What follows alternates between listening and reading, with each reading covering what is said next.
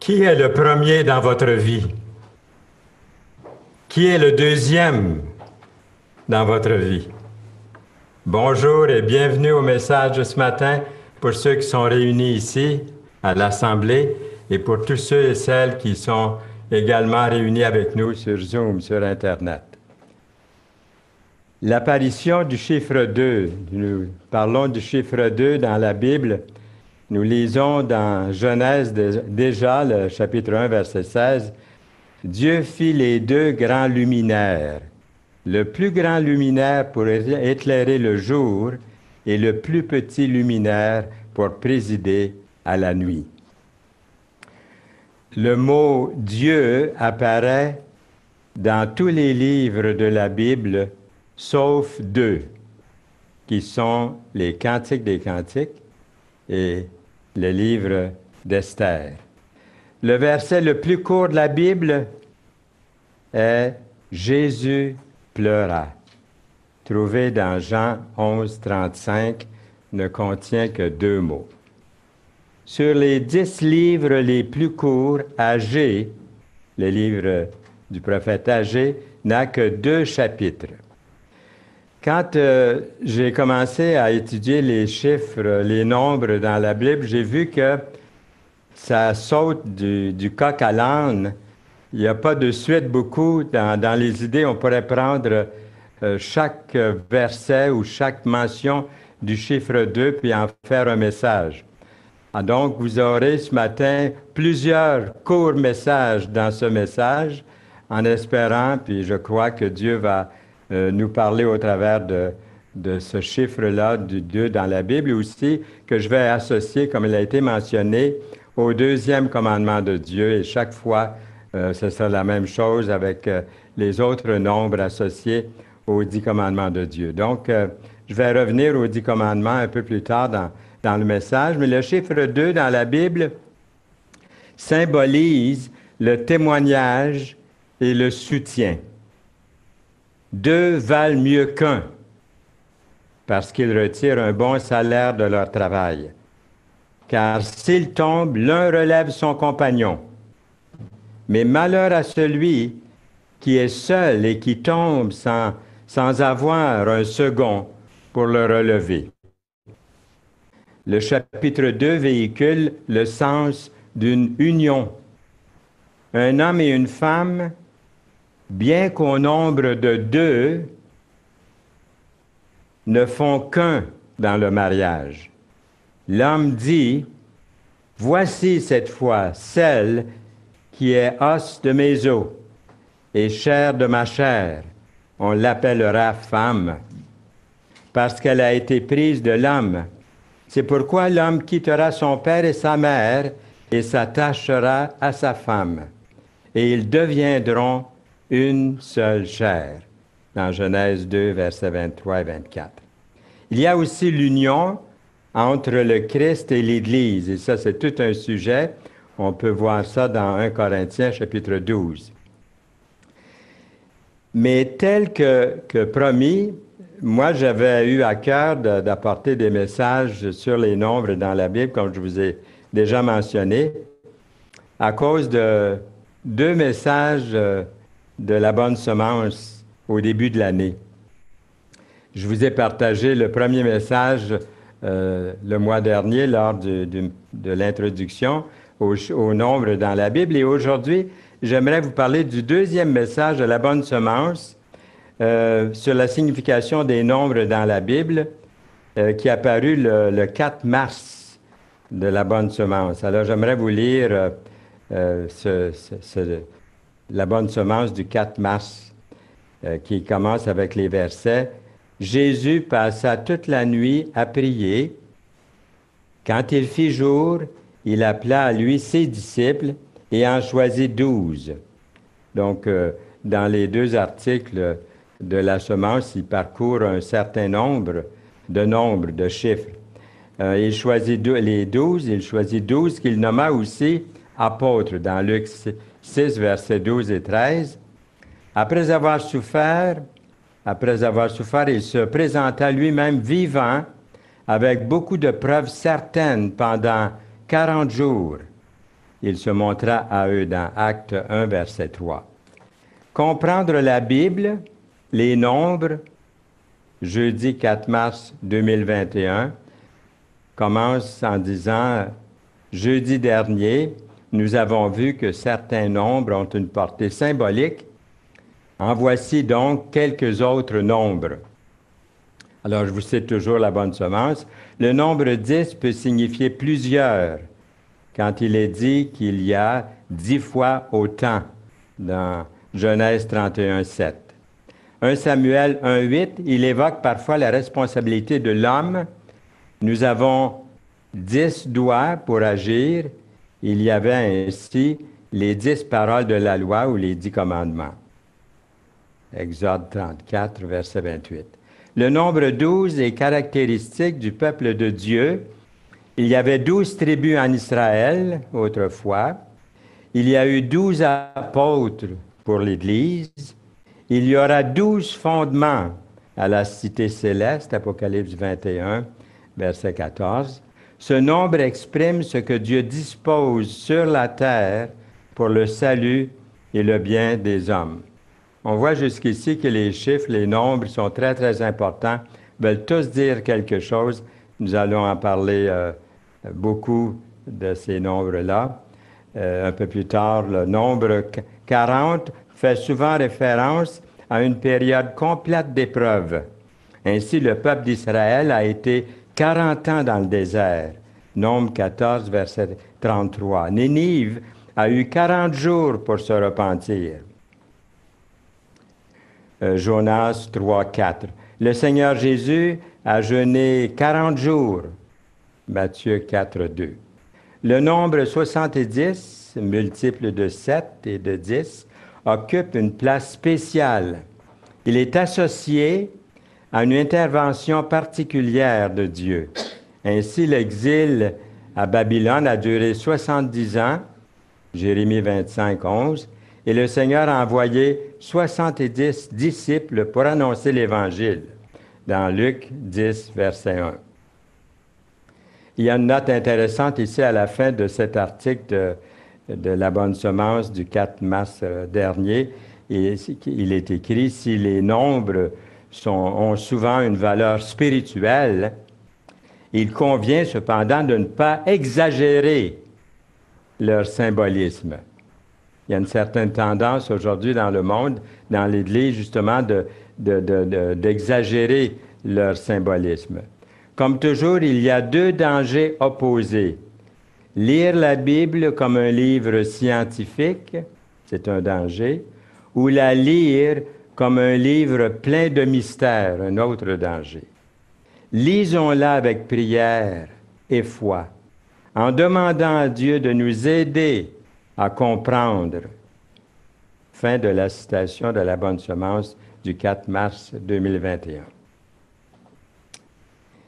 Il y a le deuxième commandement de Dieu qui a été lu ce matin. Merci beaucoup pour les introductions qui ont été faites par celui qui anime la réunion ce matin, Luc, et aussi Odette qui fait les louanges par les chants. Nous avons lu déjà ce verset, je vais le relire. « Tu ne feras point d'image taillée », c'est le deuxième commandement de Dieu, « ni de représentation quelconque des choses qui sont en haut, dans les cieux, qui sont en bas sur la terre, et qui sont dans les eaux, plus bas que la terre », dans Exode 20, verset 4. « Tu ne te prosterneras point devant elles, tu ne les serviras point, car moi, l'Éternel, ton Dieu, je suis un Dieu jaloux qui punit l'iniquité des pères sur les enfants jusqu'à la 3e et 4e génération de ceux qui me haïssent. Dans Exode 20, verset 5. Je suis un Dieu jaloux. Ça m'a toujours un petit peu fait sursauter quand je lis ça dans Exode 20, verset 5. Ça ne veut pas dire que Dieu est méfiant ou soupçonneux. Dieu est avide de votre attention, de votre affection. Est-ce que c'est cruel et exagéré si Dieu n'a pas sa place dans votre vie, dans ma vie, les répercussions vont inévitablement passer de génération en génération, comme nous avons vu, mais aussi, et qui fait miséricorde. Et c'est surtout ça que nous voulons souligner aujourd'hui, qui fait miséricorde jusqu'à 1000 générations à ceux qui m'aiment et qui gardent mes commandements dans Exode 20, verset 6. On va y revenir au deuxième commandement dans quelques instants, mais je vais continuer à parler du chiffre 2, du nombre 2 dans la Bible. 2 chérubins gardaient l'arche de l'Alliance. C'est là que je me rencontrerai avec toi du haut du propitiatoire entre les 2 chérubins placés sur l'arche du témoignage. Je te donnerai tous mes ordres pour les enfants d'Israël. Exode 25, 22. 2 témoins établissent la vérité, nous voyons aussi dans l'Écriture, afin qu'il en vint 2 témoins qui dirent, celui-ci a dit que je puis détruire le temple de Dieu et le rebâtir en 3 jours. Il voulait accuser Jésus, ça prenait des témoins. Alors des faux témoins se présentent. Dans Matthieu 26, verset 60b et 61. Ici, Jésus parlait de son corps qui serait mis à mort et ressusciterait le 3e jour. Mais ils ont pris cette citation de Jésus pour le condamner. Les disciples ont été envoyés 2 par 2. Jésus les envoya 2 à 2 devant lui, dans toutes les villes et dans tous les lieux où lui-même devait aller, dans Luc 10, verset 1. Le chapitre 2 véhicule le sens c'est-à-dire le chiffre 2 véhicule le sens de la vérification dans les Écritures. Par exemple, le témoignage de Dieu est partagé entre l'Ancien et le Nouveau Testament. Ces accords avec l'humanité sont partagés entre l'Ancienne et la Nouvelle Alliance. Et bien qu'au nombre de 2, le Père et Dieu le Fils, Jésus-Christ, composent une seule divinité. Le premier homme, Adam, a péché et a apporté la mort et la destruction dans le monde. Jésus, cependant, en tant que le second Adam, apporte l'espérance et la résurrection de la vie éternelle. C'est pourquoi il est écrit, le premier homme, Adam, devint une âme vivante, le dernier Adam, Jésus, est devenu un esprit vivifiant. Mais ce qui est spirituel n'est pas le premier, c'est ce qui est naturel, ce qui est spirituel vient ensuite. Dans 1 Corinthiens 15, 45 et 46. Le premier homme tiré de la terre est terrestre. Le second homme est du ciel. Tel est le terrestre, tels sont aussi les terrestres. Et tel est le céleste, tels sont aussi les célestes. 1 Corinthiens 15, 47, 48. Et de même que nous avons porté l'image du terrestre, nous porterons aussi l'image du céleste. 1 Corinthiens 15, 49. Ceux qui refusent finalement de se repentir et d'obéir à Dieu seront mis à mort pour toujours en étant jetés dans les temps de feu et de soufre qui est appelé la seconde mort. Mais pour les lâches, les incrédules, les abominables, les meurtriers, les débauchés, les magiciens, les idolâtres et tous les menteurs, qui n'a jamais menti? Tous les menteurs, leur part sera dans les temps de feu et de soufre, qui est la seconde mort. Nous sommes tous pécheurs, tous perdus. C'est pour ça que nous avons besoin de la grâce de Dieu qui nous a été donnée comme un don de la part de Dieu par Jésus-Christ, qui a porté nos fautes, qui a porté nos péchés à la croix, qui a été parfait dans l'obéissance de tous les commandements pour nous. Il s'agit de le reconnaître, de l'accepter comme Sauveur et Seigneur de notre vie. pour être épargnés de ce jugement, car tous ont péché et sont privés de la gloire de Dieu. Cette action-là, on voit, d'après le verset d'Apocalypse 21:8 que nous venons de lire, cette action-là séparera éternellement ceux qui sont justes de ceux qui ont pratiqué le mal. Alors, il y a la question juste. Qui est juste? Si vous êtes allé à Jésus, que vous l'avez reconnu comme Sauveur et Seigneur, comme celui qui a pris votre place à la croix, qui a tout accompli pour votre salut, vous êtes appelé juste de la part de Dieu, parce que vous avez mis votre confiance en Jésus, le Sauveur du monde, votre Sauveur personnel. Au minimum, le témoignage d'au moins 2 personnes était nécessaire dans l'Ancien Testament pour condamner quelqu'un d'un crime ou d'un péché. La validité de cet enseignement de 2 personnes a été confirmée par l'apôtre Paul. Regardez le verset 1 Timothée 5:19. « Ne reçois point d'accusation contre un ancien », ici c'était une question d'un ancien, « si ce n'est sur la déposition de 2 ou de 3 témoins. » Il est écrit aussi « éloigne de toi, après un premier et un second avertissement, celui qui provoque des divisions. » À la fin des temps, nous voyons dans l'Écriture, 2 témoins vont apparaîtront sur la scène mondiale pour témoigner et défendre la vérité de Dieu contre la bête et le faux prophète, dans Apocalypse chapitre 11.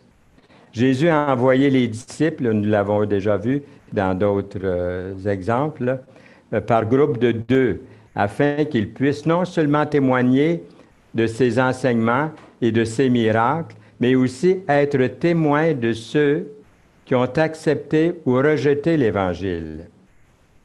Alors il appela les 12 et il commença à les envoyer 2 à 2 et leur donnant pouvoir sur les esprits impurs, dans Marc 6, verset 7.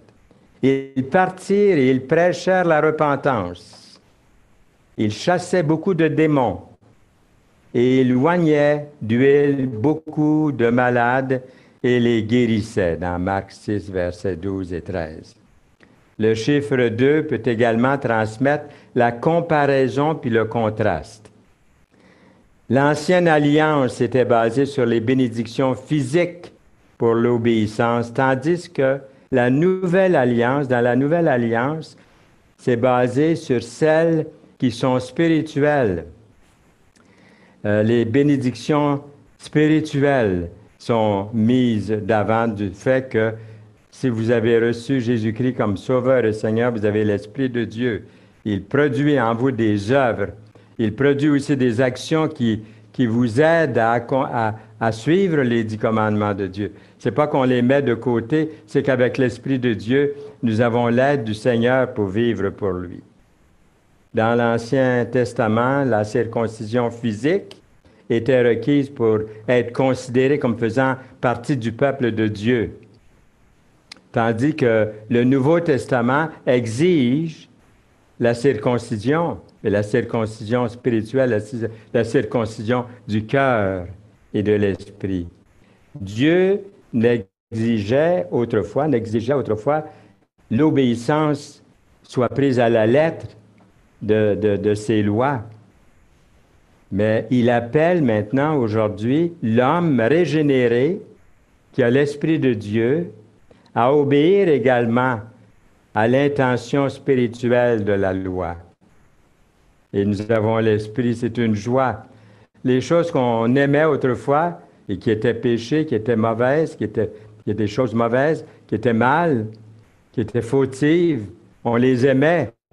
On n'était pas, notre conscience n'était pas troublée. Mais une fois que vous avez l'Esprit de Dieu, nous sommes éveillés à ce mal. Et l'Esprit en nous nous conduit dans la vérité. Il nous donne des œuvres, des actions qui sont à la gloire de Dieu. poussés par l'Esprit de Dieu en nous. Nous lisons maintenant le deuxième commandement de Dieu. Tu ne feras point d'image taillée. Tu ne te prosterneras point devant elles et tu ne les serviras point. Le petit catéchisme, moi j'ai eu le petit catéchisme catholique. Hein, j'ai été élevé depuis mon enfance dans la religion catholique et j'ai appris mon catéchisme comme plusieurs d'entre vous qui étaient catholiques. Le petit catéchisme catholique ne cite pas le deuxième commandement de Dieu, comme il est écrit dans la Bible. Il cite plutôt le verset 7 de la Bible, qui est en fait le troisième commandement de Dieu, qui dit « Tu ne prendras point le nom de l'Éternel ton Dieu en vain, car l'Éternel ne laissera point impuni celui qui prendra son nom en vain. » Dans Exode 20, verset 7. La citation du petit catéchisme dit ceci, « Dieu en vain tu ne jureras, ni autre chose pareillement. » Vous vous souvenez? Et il divise donc le dernier verset, le dernier commandement de Dieu en deux, pour faire un total de 10 commandements en tout. On va voir ça dans un instant. Pourquoi avoir gardé sous silence le deuxième commandement de Dieu? Pourquoi est-ce qu'ils ont fait le silence sur le deuxième commandement de Dieu? On va comprendre dans un instant. Il est écrit dans la Bible, « Tu ne te feras point d'image taillée. Tu ne te prosterneras pas. Tu ne te prosterneras point devant elles, et tu ne les serviras point. » Dans le catéchisme, le premier commandement dit « Un seul Dieu tu adoreras et aimeras parfaitement. » La longue et solennelle interdiction de faire des idoles à partir d'images taillées, de statues puis de représentations qui servent au culte est passée sous silence dans leurs commandements, dans leurs 10 commandements de Dieu. L'Église catholique justifie le culte des images et des saints en disant qu'on offre à ceux-ci qu'un culte d'honneur, tandis qu'on adore Dieu seul. C'est ce qu'ils disent. Pour justifier le culte rendu aux hommes, aux anges et même aux objets, certains théologiens ont parlé du culte ou de la vertu du lit. Vous avez entendu parler de cette vertu, la vertu du lit, et du culte ou de la vertu de latrie. Du lit, latrie. Le culte du lit est une espèce de respect à honorer notre prochain, ou toute personne éminente. C'est rendre hommage, c'est hommage rendu aux anges et aux saints, ou honneur rendu au roi, au maître, au patron, pour diverses raisons, par opposition au culte de latrie, rendu à Dieu seul, le culte de latrie. Comme le gris diffère du blanc et du noir, certains théologiens catholiques ont inventé un terme un peu plus fort qui semble occuper le milieu ou le gris entre du lit et latrie. On la pratique en effet à l'égard de créatures qui ont un lien spécial avec Dieu. Par exemple, Marie, mère de Jésus, les saints. Donc, il paraît qu'il y a des espèces différentes de du lit. La du lit ordinaire, et qu'on pourrait appeler aussi l'hyperdulie. Maintenant, la latrie. La latrie est un terme utilisé dans la théologie plus particulièrement catholique pour signifier l'adoration due exclusivement à la Sainte Trinité. d'après Wikipédia. Là, j'ai regardé, c'est une citation de Wikipédia, ces trois petites lignes que je viens de citer. Le verset Matthieu 4,10 dit, « Tu adoreras le Seigneur ton Dieu et ne serviras que lui. » Dans Genèse 18, verset 2, Abraham se prosterne devant les trois anges. Mais un de ces trois anges est l'ange de l'Éternel. Nous voyons aussi Josué se prosterne et adore le chef de l'armée de l'Éternel dans Josué 5, 14. C'est une adoration de latrie qui est rendue à Dieu, parce que l'ange de l'Éternel, le chef de l'armée de l'Éternel, c'est Dieu personnifié dans cet ange-là. Il y en a beaucoup qui disent que c'est même le Christ, Jésus-Christ, le Fils de Dieu éternel, le Fils éternel de Dieu, qui est représenté ici, qui est par l'ange de l'Éternel et le chef de l'armée de l'Éternel. Donc, on peut se prosterner devant lui parce que c'est vraiment la divinité, c'est Dieu. C'est pas devant les anges ordinaires, mais c'est vraiment devant la présence de Dieu. C'est ce qu'on appelle une adoration de latrie rendue à Dieu. Dieu qui se manifestait et parlait sous forme d'un ange. Mais selon la révérence qui est due à Dieu, il fut interdit à Jean dans l'Apocalypse, vous vous souvenez du passage, quand il s'est prosterné devant un simple ange. Jean, je tombais aux pieds de l'ange, il écrit, pour l'adorer, dans Apocalypse 22, 8.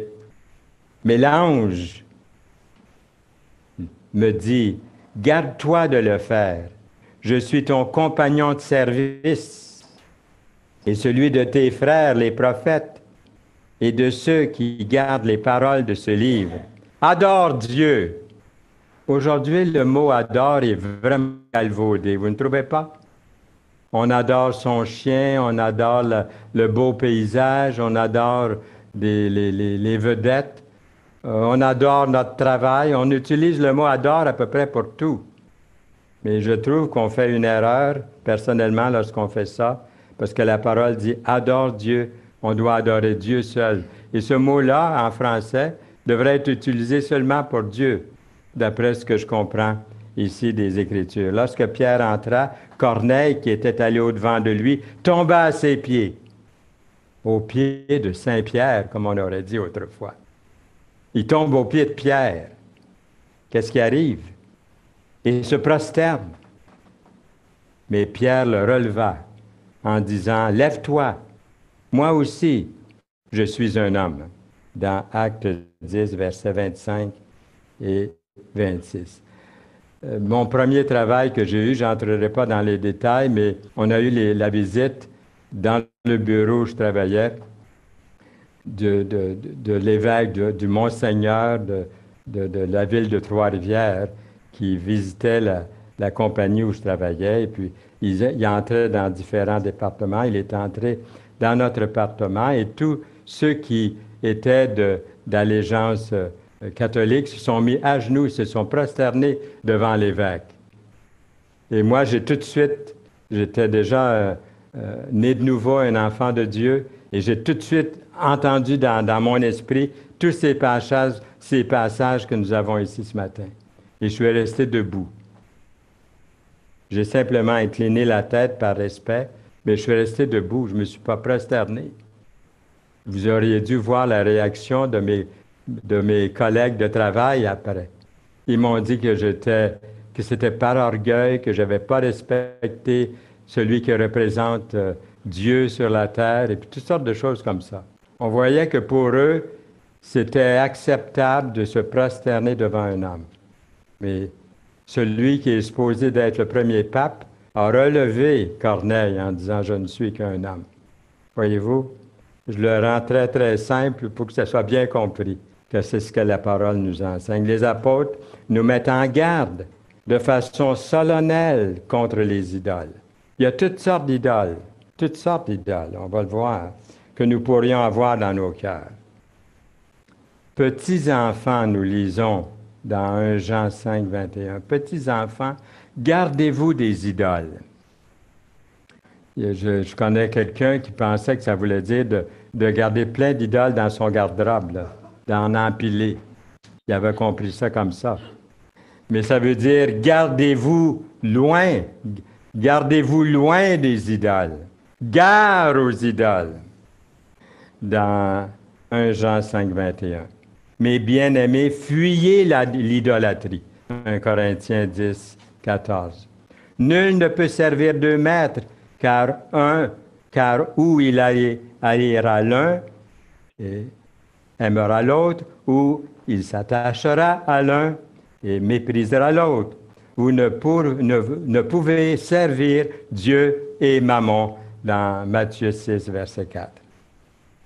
C'est vrai qu'aujourd'hui, nous n'adorons plus des idoles faites de bois, puis de pierre, puis d'or, et puis de tout ce que vous voulez.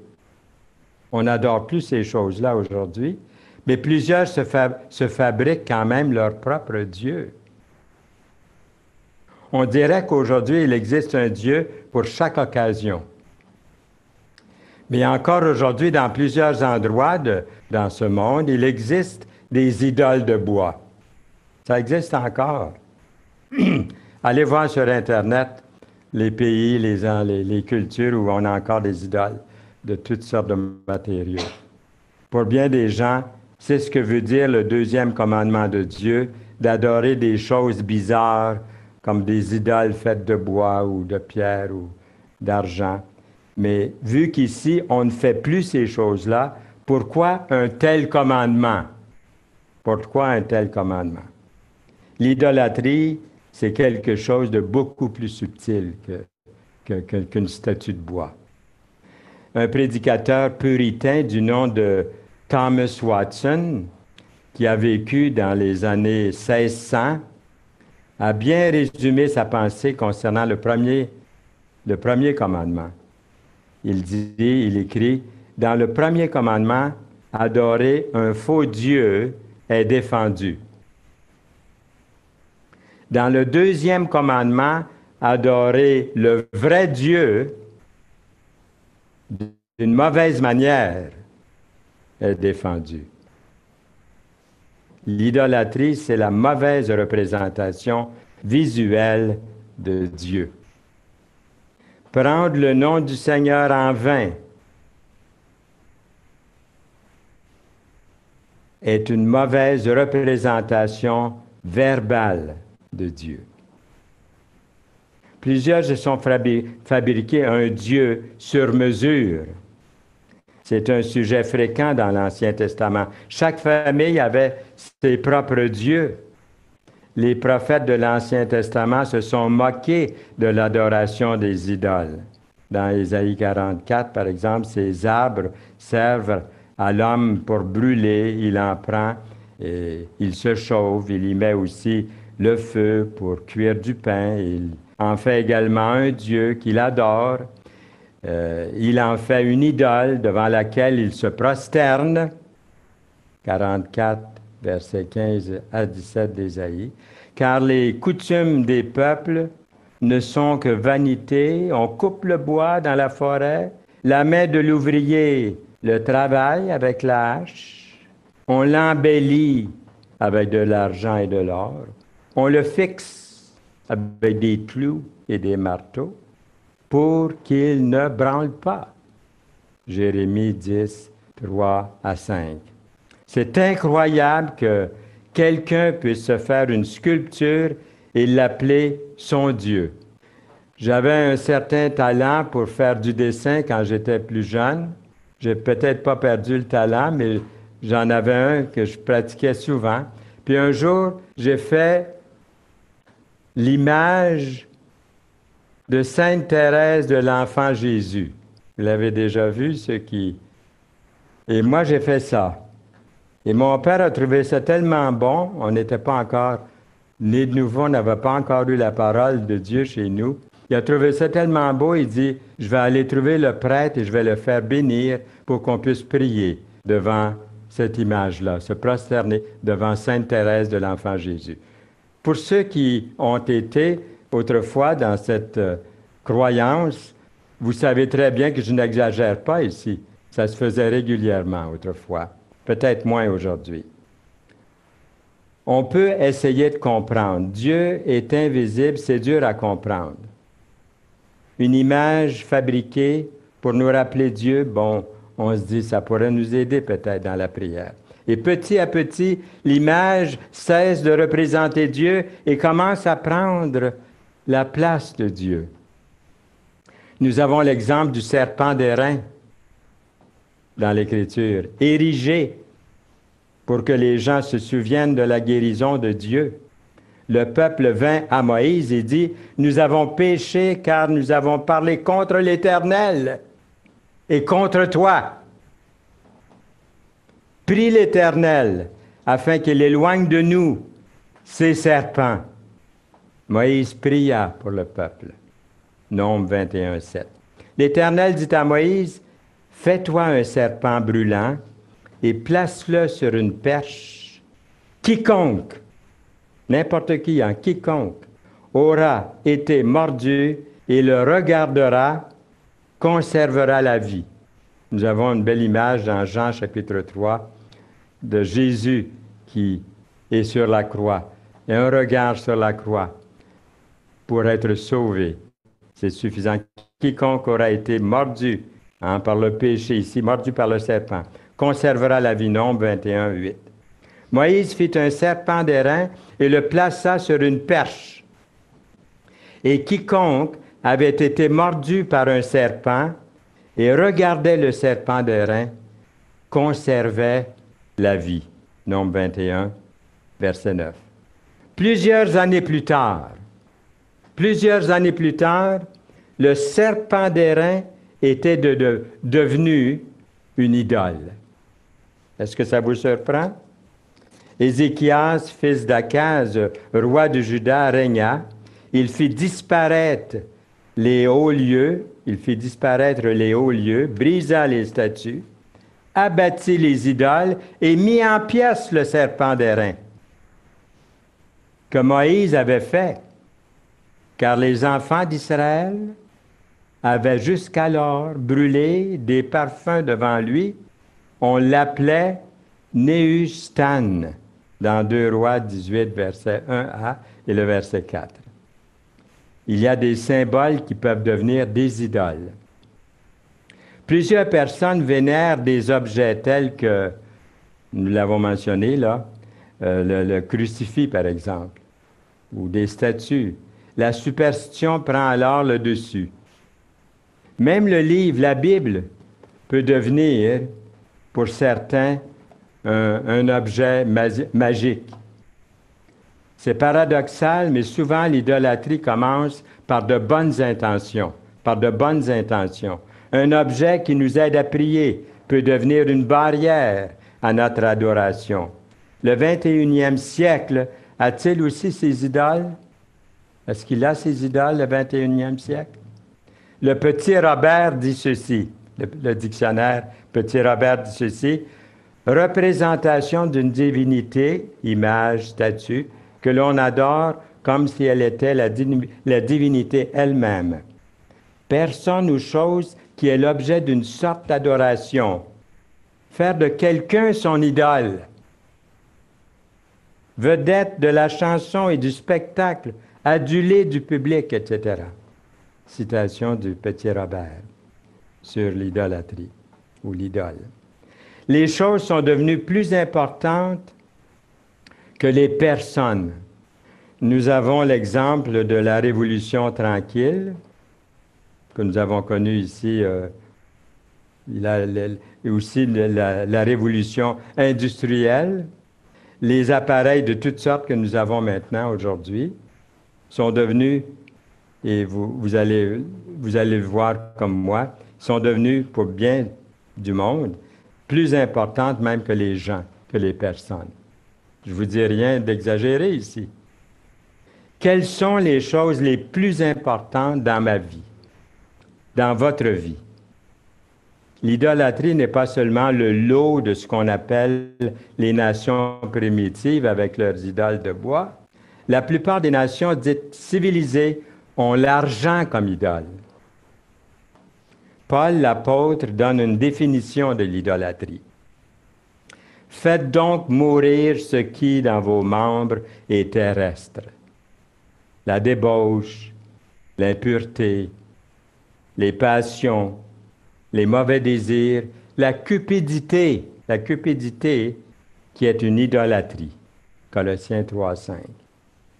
En effet, de la désobéissance à Dieu et à ses commandements, ça dure qu'un temps, à comparer avec les effets de l'amour de Dieu, qui dure jusqu'à 1000 générations de ceux qui l'aiment et qui gardent ses commandements. Mais maintenant, sans la loi, et manifester la justice de Dieu à laquelle rendent témoignage la loi et les prophètes, justice de Dieu par la foi en Jésus-Christ pour tous ceux qui croient,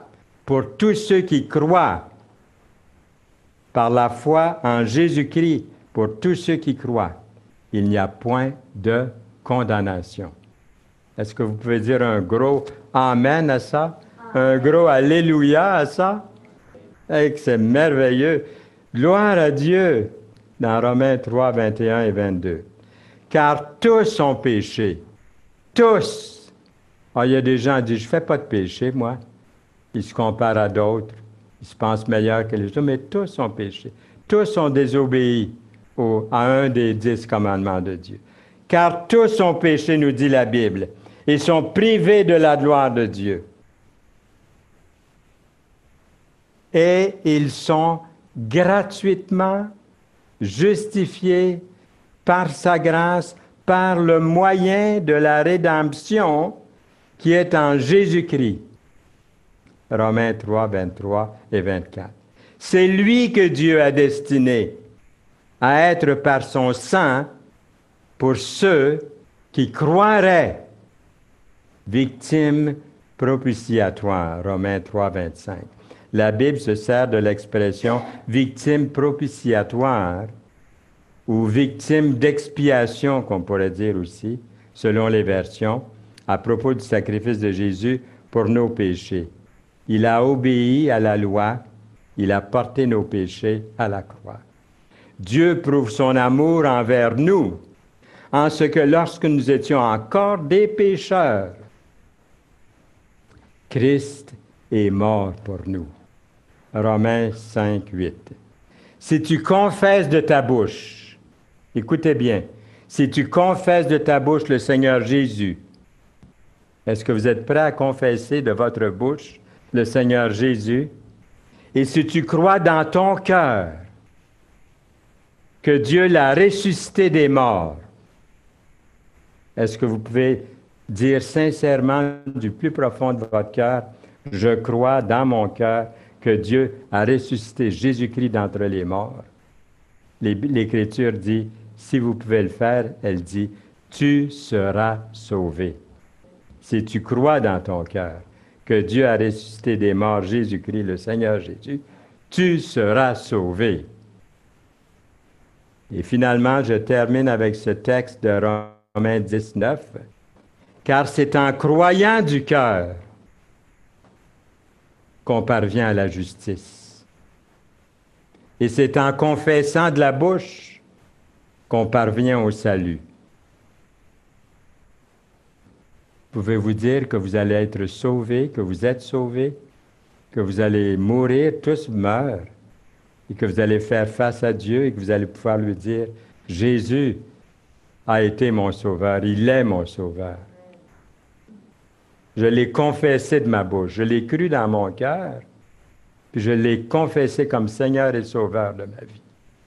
Moi, ça fait 60 et... Faut pas que je me trompe, là. Ça fait 72 ans, ouais, que je confesse Jésus de ma bouche comme mon Sauveur et Seigneur. Puis je vais le faire jusqu'au dernier souffle, parce qu'il est mon Seigneur. Ce n'est pas la gloire personnelle. Je ne peux pas me sauver moi-même.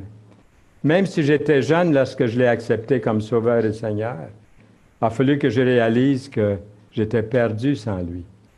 C'est lui qui sauve. C'est pas moi, c'est pas par mes œuvres. C'est pas en obéissant à la loi.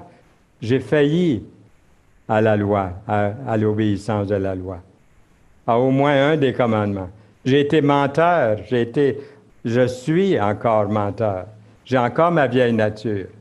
Je peux encore mentir. Je ne veux pas mentir. Je veux obéir aux 10 commandements de Dieu. Mais il m'arrive encore, dans ma nature charnelle, de désobéir à Dieu.